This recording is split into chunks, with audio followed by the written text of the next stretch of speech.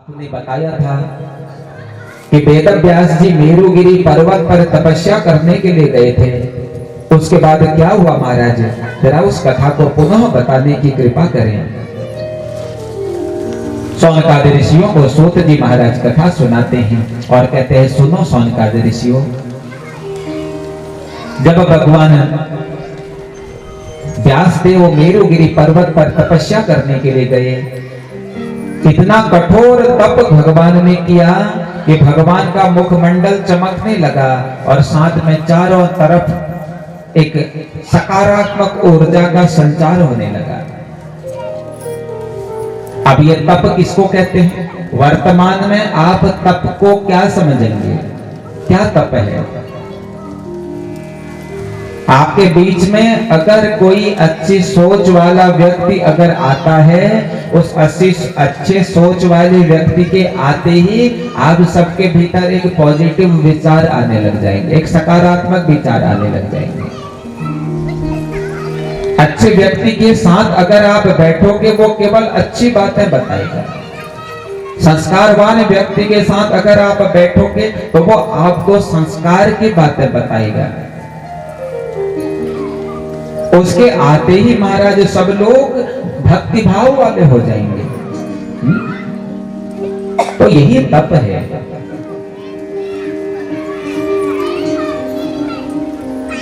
तो तप के परम तप से मेरुगिरी पर्वत चमकने लगा, और जब मेरुगिरी पर्वत चमकने लगा तो इंद्र को भय हो गया। इंद्र भयभीत हो गया महाराज, कहीं ऐसा ना हो ये व्यास हमारी गद्दी को पाने के लिए तप कर रहा है। ये इंद्र कौन है? इंद्र जीव है सज्जनों, और जीव को हर क्षण हर पल भय रहता है कि कहीं कोई हमारा अधिकार न छीने ले। ये मनुष्य की वृत्ति है। इंद्र कोई पद नहीं है, इंद्र कोई नाम नहीं है, इंद्र एक पद है महाराज। आप लोग सोचते होंगे कि इंद्र किसी का नाम है। इंद्र किसी का नाम नहीं है, इंद्र तो एक पद है। जिस प्रकार से मान लो कोई संस्कृत विद्यालय से शास्त्री करके आता है तो वो शास्त्री जी बन जाते हैं। कोई आचार्य करके आता है तो आचार्य जी बन जाते हैं। कोई एमबीबीएस करके आता है तो वो डॉक्टर बन जाते हैं। कोई बीएड वगैरह करता है तो वो अध्यापक जी बन जाते हैं। तो ये तो एक पद है, नाम नहीं है। इंद्र पद है महाराज। और वर्तमान के जो हमारे इंद्र हैं, इनका नाम है पुरंदर। इसलिए हमारे आचार्य जी जब सुबह पूजन कराते हैं, कहते हैं सची पुरंदराभ्याम नमः। तो हमारे इस समय जो इंद्र हैं, इनका नाम पुरंदर नाम के इंद्र विराजमान है। अब इंद्र बनते कैसे हैं महाराज? पहले के समय में ऐसे ऐसे प्रतापी राजा होते थे, वो अश्वमेध यज्ञ किया करते थे।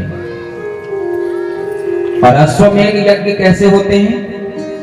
बोले, प्रतापी राजा जब होते थे ना, वो अपने पराक्रम की समय समय पर परीक्षा लिया करते थे कि हम कितने पराक्रमी हैं। तो वो क्या करते थे? एक यज्ञ करते थे, और यज्ञ में एक घोड़े को सुंदर तरीके से सजाते थे और फिर उस घोड़े को छोड़ देते थे। अगर वह घोड़ा वापस आ जाता तो सोचते महाराज हमसे बड़ा पराक्रमी कोई नहीं है, और अगर उस घोड़े को कोई दूसरा राजा पकड़ लेता तो फिर उस राजा को उस राजा से युद्ध करना होता था। तो ये होता था अश्वमेध यज्ञ।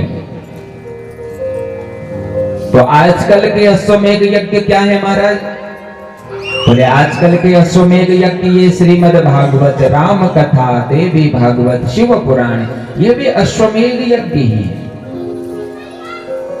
और कलिकाल में ये वर्णन है महाराज, जो सतयुग त्रेता द्वापर में हजारों वर्ष तप करने के बाद जो फल मिलता था, वह इस कलिकाल में केवल हरि नाम स्मरण करने मात्र से ही प्राप्त हो जाता है। हम कलिकाल में 100 अश्वमेध यज्ञ नहीं कर सकते हैं, क्योंकि कलिकाल की अवस्था ही मात्र 100 वर्ष की है। उसमें से आधी अवस्था सोने में व्यतीत हो जाती है, आधी अवस्था खाने में व्यतीत हो जाती है, आधी अवस्था संतान उत्पत्ति में व्यतीत हो जाती है।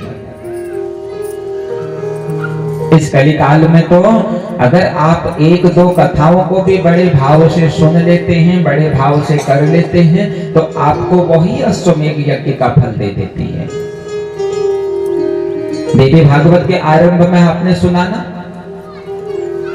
कि अगर देवी भागवत का एक श्लोक भी अगर कोई भाव से श्रवण कर लेता है तो उसको अश्वमेध यज्ञ के बराबर फल प्राप्त हो जाता है, एक श्लोक सुनने मात्र। अब ये में तो महाराज 18,000 श्लोक छन, तो कितना फल नहीं मिलेगा, लेकिन फल तब मिलेगा जब हम भाव से सुनेंगे, मन से सुनेंगे। महाराज तन से सुनने का विषय नहीं है, मन से सुनने का विषय है। और मन से कब सुनेंगे? बोले जब इस कथा पंडाल में आ जाएंगे तो एकाग्र होकर के फिर बस केवल भगवान की कथाओं को सुनो। यो ना यहाँ पे गुर भेसना का बात कर कोई फायदा नहीं बैठे। कई लोग कथाओं में तो जाते हैं, लेकिन कथाओं में भी वो चुपचाप नहीं बैठ पाते। कह यहाँ की माएँ तो बहुत अच्छी हैं, लेकिन कहीं कहीं की माताएं होती हैं खूब हल्ला करती हैं, यहाँ तो चुपचाप बैठे रहते हैं। यही वास्तविक श्रोता है। तो अश्वमेध यज्ञ ही यह भागवत है महाराज। अगर तुम भाव से भागवत, देवी भागवत के एक श्लोक को भी भाव से सुन लोगे तो पूरी कथा का सार तुम्हें मिल जाएगा। लेकिन आवश्यकता तब है जब तुम उसको सुनो, सुन करके उसका मनन करो। लेकिन आजकल ऐसा नहीं होता है, आजकल केवल सुनते हैं, यहाँ से सुनते हैं, यहाँ से निकाल देते हैं, कोई मतलब नहीं है। अगर कथाएं सुनी होती भैया तो कुछ तो परिवर्तन भीतर होता। जब तक कथा नहीं सुनी थी उससे पहले भी लड़ते थे, उससे पहले भी अपशब्द बोलते थे। कथाएं सुननी उसके बाद भी लड़ रहे हैं, तो क्या फायदा? ये सुनने का विषय है साहब, इसको हृदय से सुनो। हृदय से तब सुनोगे जब मन को स्थित करोगे। केवल एक कथा सुनने मात्र से ही कल्याण हो जाता है। एक लाला जी हैं, रोज भगवान की कथा सुनते थे, 12 साल हो गए भगवान की कथा सुनते सुनते। एक दिन लाला जी को अचानक कहीं जाना पड़ा, तो अपने बेटे से कहा, जा बेटा आज तू कथा सुन करके आना और जो कथा में सुनेगा वो मुझे सुनाना। तो बेटा कथा सुनने गया और कथा में उस दिन गौ माता का चरित्र चल रहा था कि गौ माता ऐसी है, गौ माता के शरीर में समस्त देवताओं का वास है। बेटा तुरंत घर पहुंचा, घर जाकर के बेटा दुकान में पहुंचा, सामने बेटे ने गौ माता को देखा और तुरंत अंदर से आटे का एक कट्टा निकाला और गौ माता के आगे रख दिया। उतने में ही पिताजी आ गए, अरे मूर्ख ये क्या कर रहा है? बेटा कहता है, पिताजी आज मैं कथा सुनने गया था और कथा में ना आज गौ माता का चरित्र आ रहा था। गुरुजी कह रहे थे गौ माता के शरीर में सारे देवताओं का वास है। पिताजी मैंने सोचा कि क्यों ना केवल एक गौ की सेवा करके सारे देवताओं को प्रसन्न कर लूं। तो पिताजी कहते, अरे मूर्ख तुझे इतना भी पता नहीं कि कथा को वहीं छोड़ आना चाहिए। तो कथा को लेकर के घर भी पहुंचा और वहां से कथा को लेकर के दुकान में भी आ गया। तो ऐसा हमने नहीं करना है, हमने कथा सुननी है और सुन करके उस पर मनन करना है महाराज। इसीलिए ये कथाएं होती हैं। एक श्लोक भी अगर भाव से सुन लो बंधुओं, जीवन सार्थक हो जाता है। तो यही अश्वमेध यज्ञ है। आजकल हम अश्वमेध यज्ञ तो नहीं कर सकते, लेकिन सामूहिक रूप से इस प्रकार के यज्ञ हर वर्ष अपने क्षेत्र में जरूर करा सकते हैं। देखो आजकल हम लोगों के पास इतना सामर्थ्य भी नहीं है, कोई कोई है सामर्थ्यवान जो इतना बड़ा यज्ञ अपने घर में अपने मंदिर में करा सकते हैं। लेकिन हम सब लोग अगर चाहें तो ऐसा यज्ञ हम हर वर्ष हम अपने क्षेत्र में करा सकते हैं। अकेले न करा सकें लेकिन 2, 4, 5, 10, 15 लोग मिल करके ऐसा सामूहिक यज्ञ हम हर वर्ष अपने क्षेत्र में करा सकते हैं। ये कोई बड़ी बात नहीं है, क्योंकि अकेले का सामर्थ्य नहीं है, क्योंकि धन भी व्यय होता है महाराज। लेकिन अगर उसी यज्ञ को अगर 10-15 लोग मिल करके अगर करना चाहें तो निश्चित रूप से एक ऐसा महायज्ञ हर वर्ष हमारे क्षेत्र में हो सकता है। या इतना भी सामर्थ्य न हो, जितना आप धन कमाते हो उस धन का एक अंश निकाल करके रख दो। मान लीजिए आप 1000 रुपये कमाते हो, 10,000 रुपया कमाते हो, तो उसका एक अंश 100 रुपया हर महीना निकाल देना चाहिए, एक जगह पर जमा कर देना चाहिए, ताकि जब हम कभी ऐसा यज्ञ अपने क्षेत्र में कराना चाहें तो हमारे पास कुछ धन तो है। और देखो एक बात याद रखना, जब हम भगवान के प्रति कोई यज्ञ कोई कार्य करने का सामर्थ्य रखते हैं तो फिर उस कार्य को पूर्ण करने का कार्य हमारे भगवान का होता है। हम अकेले न करा सकें, लेकिन हम 10 लोग, 15 लोग, 20 लोग अगर एकत्रित हो जाएं, थोड़ा थोड़ा धन हम लोग इकट्ठा करें तो ऐसा यज्ञ हम हर वर्ष अपने क्षेत्र में करा सकते हैं। इन यज्ञों को करने से, इन कथाओं को करने से कई चीजें होती हैं। एक तो हमारे जो छोटे छोटे बच्चे हैं, उन छोटे छोटे बच्चों के भीतर संस्कार आते हैं महाराज। इन्हें जब घर से आते हो, इन छोटे छोटे बच्चों को लेकर के अगर आते हो ना, पकड़ करके रखा करो, इनको कथा सुनने को कहा करो। अब बच्चों को लेकर के तो आ जाते हैं, लेकिन फिर बच्चे इधर उधर भटकते हैं, हल्ला करते हैं, उससे क्या होता है फिर कथा में बड़ा व्यवधान आता है। देखो आपको लगता होगा कि हम कथा कर रहे हैं, हमारे भीतर वो सामर्थ्य नहीं है कि हम माँ की कथा कर सकें। वो तो माँ की एक ऐसी कृपा इस दास पर हो जाती है, हम लोगों पर हो जाती है कि फिर माँ खुद अपनी कथा करवाती है। हम कथा करने वाले नहीं है भैया, कथा कराने वाली तो हमारी माँ है। ये जैसा बुलाती है हम वैसा बोलते हैं। इसे हर वर्ष ऐसा यज्ञ अगर हमारे क्षेत्र में होता है तो हमारे क्षेत्र में खुशहाली बनी रहती है, सुख शांति बनी रहती है।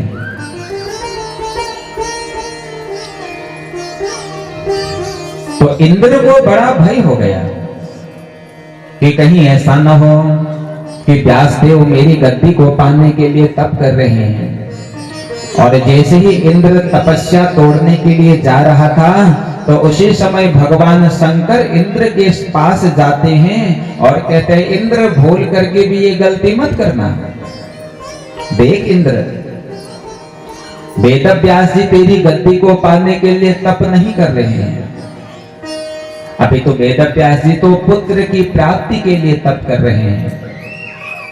देखो संत कभी किसी प्रतिष्ठा के लिए कोई यज्ञ नहीं करता है, संत जगत कल्याण के लिए यज्ञ करते हैं। संत अगर कुछ इकट्ठा करता है तो उसमें संत का अपना कोई स्वार्थ नहीं है। संत जो इकट्ठा करता है उससे बनाता है, उसको बनाने से आप सबका कल्याण होता है। संत अगर पा सकता है तो छोड़ने में भी देरी नहीं करता है। एक छोटा सा वृतांत मैं आपको बताता हूँ। एक समय की बात है सज्जनों, एक ट्रेन में एक संत बैठे थे और संत के सामने 4 युवक बैठे थे। तो संत को प्यास लगी और तुरंत संत ने अपना झोला खोला और झोले में से एक गिलास निकाला चांदी का, और उस चांदी के गिलास में जल पीने लगे।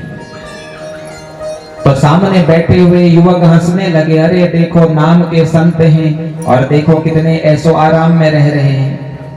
आजकल हम लोग भी कभी कभी अपने अहंकारी भाव से ऐसा कह देते हैं। संतों के आश्रम को देखते हैं तो कहते हैं अरे देखो केवल नामक संत छने ठुला आश्रम बड़े हैं। तो संत ने अगर आश्रम बनाया है तो उस आश्रम का लाभ आगे जाकर के कभी ना कभी तुम्हें जरूर होगा। केवल नाम के संत हैं, देखो चांदी के गिलास में पानी पी रहे हैं और नाम के संत हैं, लेकिन संत कुछ नहीं बोले। और ट्रेन आगे जाकर के एक स्टेशन पर रुक गई और संत उस ट्रेन के डब्बे से थोड़ी देर के लिए नीचे उतरे तो चारों युवक भी नीचे उतर गए और संत के ऊपर अनेक टिप्पणियां करने लगे। संत ने चारों को पकड़ लिया जोर से। थोड़ी देर में ट्रेन आगे को जाने लगी, संत ने चारों को पकड़ लिया। चारों कहने लगे अरे छोड़ो भैया, हमको जाने दो। संत ने कहा क्यों जाने दे, रुको। ट्रेन आगे दौड़ने लगी, सब कहने लगे महाराज उस ट्रेन के डब्बे में हमारा सामान है। संत कहते हैं केवल तुम्हारा ही सामान नहीं है, हमारा भी सामान है। और कहने लगे सुनो, अभी तुम हमसे कह रहे थे ना कि संत ने इकट्ठा किया है, संत ने पाया है। देखो अगर हम इकट्ठा कर सकते हैं तो हम छोड़ने में भी देरी नहीं करते हैं, क्योंकि हम उस पर आसक्त नहीं होते हैं। तुम लोग जो इकट्ठा करते हो उस पर तुम्हारी आसक्ति होती है, लेकिन संत जो इकट्ठा करता है महाराज उस पर संत की कोई आसक्ति नहीं होती। हम अगर कुछ बनाते हैं तो हमारी उस पर आसक्ति होती है, ये मेरा है, मैं इसका भोग करूंगा। लेकिन संत जो बनाता है उस पर उसकी आसक्ति नहीं होती, वो तो हमारे लिए करता है महाराज। इसलिए उनके मन में केवल पुत्र प्राप्ति का भाव है। जाओ और जाकर के शांत बैठ जाओ। इधर वेद व्यास जी ध्यान मग्न हैं कि ध्यानम चित्तम यथा देहम प्रीतेन यक्ष कर्मयो ददाम्याहं यथा शेषम संतेवाचरणं बुझे।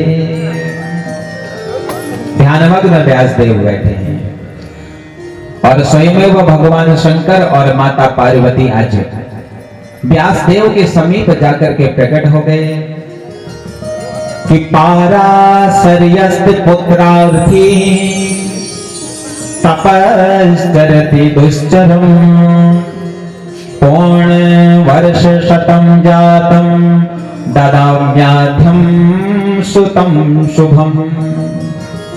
आंख खोलो व्यासदेव। व्यासदेव ने आंखें खोली, सामने भगवान शंकर को और माता पार्वती को पाया, चरणों में गिर गए। हे प्रभु मैं धन्य हो गया, आपके दर्शन हुए। भगवान ने कहा मांगो क्या चाहिए तुमको। व्यासदेव कहते हैं प्रभु मैं पुत्र की कामना के लिए, पुत्र प्राप्ति के लिए मैं यहां तप करने आया हूं, मेरा पुत्र हो जाए प्रभु। भगवान ने तथास्तु का वरदान दिया, जाओ तुम्हारा पुत्र उत्पन्न होगा। और इतना कहकर के भगवान शिव और माता पार्वती अंतर्ध्यान हो गई। व्यासदेव अपने आश्रम में आ गए और आश्रम में आकर के व्यासदेव सोचने लगे कि भगवान ने कहा तो है कि तेरा पुत्र होगा, लेकिन पुत्र होगा तो कैसे होगा महाराज, अभी तो विवाह ही नहीं हुआ। मन में भाव आया कि भगवान ने कहा तो है कि तेरा बेटा होगा, लेकिन होगा कैसे महाराज, अभी तक तो विवाह ही नहीं हुआ। ये कुतर्क मन में उत्पन्न हो गया, विश्वास नहीं रहा कहे हुए बातों में। और ऐसा ही आज बिल्कुल हमारे साथ भी होता है। हम वेदों को भी पढ़ते हैं, हम पुराणों को भी पढ़ते हैं, हम कथाओं को भी सुनते हैं, लेकिन उन कथाओं के प्रति, उन पुराणों के प्रति, उन वेदों के प्रति हमारा विश्वास नहीं है। अगर हमारा जिस दिन विश्वास जाग जाएगा कि हमारे शास्त्रों में लिखा है ऐसा करके ऐसा होगा, तो निश्चित होगा। हमारे पुराणों में लिखा है कि भगवान शंकर की पूजा करके तुम्हारा कल्याण होगा, तो निश्चित कल्याण होगा। मां भगवती की अर्चना करके कल्याण होगा, तो निश्चित कल्याण होगा। आज हम कथा भी सुनते हैं, आज हम वेद भी पढ़ते हैं, शास्त्र भी पढ़ते हैं, लेकिन हमारा विश्वास उनके प्रति नहीं होता है। जिस दिन विश्वास हो जाएगा, निश्चित उस दिन हमारा कल्याण हो जाएगा। यही हमारे को तर्क है। इन्हीं कथाओं को सतयुग के लोगों ने सुना, इसी कथाओं को त्रेता के लोगों ने सुना, इन्हीं कथाओं को द्वापर के लोगों ने सुना, सबका कल्याण हुआ। और इसी कथा को कलयुग के लोग भी सुनते हैं, न जाने कितनी बार सुन लिया, लेकिन फिर भी कल्याण नहीं होता। क्यों? क्योंकि हम केवल सुनते हैं, हमारा उनके प्रति विश्वास नहीं है। हम सनातन को जानने का प्रयास तो करते हैं महाराज, प्रत्येक जना जानता है कि हमारे सनातन में क्या लिखा है, हमारे वेदों में क्या लिखा है, हमारे पुराणों में क्या लिखा है, लेकिन हम उसका अनुसरण नहीं करते। हमारे मन में कुतर्क उत्पन्न हो जाते हैं। और देखो, माता पिता गुरु और वैद्य हमें जो बात बताते हैं, उन बातों पर कभी संदेह नहीं करना चाहिए। अगर तुम्हारे माता ने तुमको कुछ कह दिया, तुम्हारे पिता ने तुम्हें कुछ कह दिया, तुम्हारे गुरु ने तुमसे कुछ कहा है, या तुम्हारे वैद्य ने तुमसे कुछ कहा है, तो निश्चित उस बात को मान लेनी चाहिए। घर में अगर माता पिता हैं, घर के माता पिता अगर तुमको समझाते हैं कि बेटा तो ऐसा मत कर, ऐसा करके तुझे कष्ट होगा, तो बेटे का परम कर्तव्य होना चाहिए कि माता पिता जो कह रहे हैं उसे हम माने। जो पुत्र अपने माता पिता की बातों को मान लेता है महाराज, उस पुत्र को कहीं और जाने की आवश्यकता नहीं पड़ती। प्रथम मां को ही कहा गया है माता, उसके बाद फिर दूसरी सीढ़ी है पिता, तीसरी सीढ़ी है गुरु, देवता तो महाराज चौथी सीढ़ी में बैठा हुआ है। उस देवता तक पहुंचने के लिए तुम्हें पहले मां को मानना पड़ेगा, फिर पिता की बातों को मानना पड़ेगा, फिर गुरु की बातों को मानना पड़ेगा, फिर देवता की बातों तक पहुंचोगे। घर के माता पिता समझाने में रहते हैं कि ऐसा मत करना, और हम लोग कहते हैं देखो महाराज हमेशा पुराने ख्यालों में जीते। आज अगर हमारे घर के माता पिता, हमारे घर के बुजुर्ग हमको कुछ समझाते हैं, तो हमारे मुख से एक ही बात निकलती है, आप हमेशा पुराने ख्यालों में रहते हो। एक बात बताऊं आपको महाराज, आज जो बात हम अपने माता पिता से कह रहे हैं कि तुम हमेशा पुराने ख्यालों में जीते हो, आज से 10 वर्ष 15 वर्ष के बाद जब तुम अपने बच्चों को ये बातें बताओगे, तो तुम्हारे बच्चे भी यही कहेंगे कि पिताजी तुम हमेशा पुराने ख्यालों में जीते हो। क्योंकि भाई ख्याल ना कोई पुराना होता है, ख्याल ना कोई नया होता है। तुम्हारे माता पिता तुमको वह उपदेश देते हैं, वह मार्ग देते हैं जिस मार्ग में चल करके तुम्हारा भला छिपा होता है। माता पिता अगर घर में है, प्रथम माता पिता को प्रसन्न रखो।